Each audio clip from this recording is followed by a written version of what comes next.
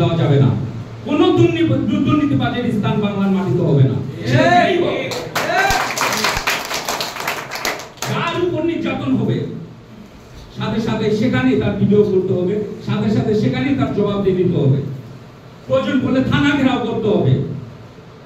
প্রয়োজন হলে এখানকার যারা প্রতিনিধি আছে, আমরা নির্দিষ্টভাবে, আমি কারো কথা বলবো না, আমাদের পার্টির চেয়ারম্যান জনাব তারেক রহমান যাকে মনোনীত করবে আমরা তারই রাজনীতি করবো। সেটা আমাদের হোক, আমাদের আসাদ কবির চৌধুরী শত ভাই হোক, বা ফজলুল্লাহ বাবুল ভাই হোক, বা আমাদের রনি ভাই, বা এক্স ওয়াই জেড যেই হোক, আমি এটা বলবো না। যাকে মনোনীত করবো আমরা তার সাথে রাজনীতি করবো। এগুলো আমরা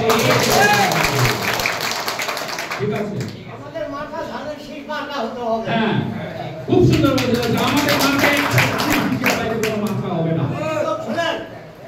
আমি কিন্তু না, ঠিক আছে, আমি ওনার ব্যথা বুঝি, ওনার ব্যথা বুঝি, এই কারণে ওনার মুখে এই কথাটা বের হচ্ছে।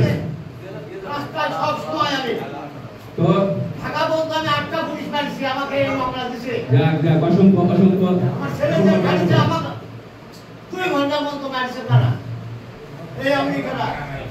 ঠিক আছে, না থাক, উনি বলুন। আমার ভেতরে খুব ভালো।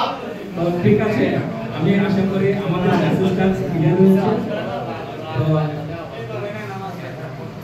শহীদ প্রেসিডেন্ট জিয়াউর রহমান অমর হোক, বেগম খালেদা জিয়া দীর্ঘজীবী হোক, এবং আমাদের তারুণ্যের প্রতি তারেক রহমানের প্রতি আপনারা সবাই দোয়া করবেন, উনি যেন দেশে আসতে পারে এবং এসে আমাদের রাজনৈতিক, আমাদের কান্ডারি হয়ে সামনে এগিয়ে যেতে পারে, তার জন্য দোয়া করবেন ইনশাআল্লাহ।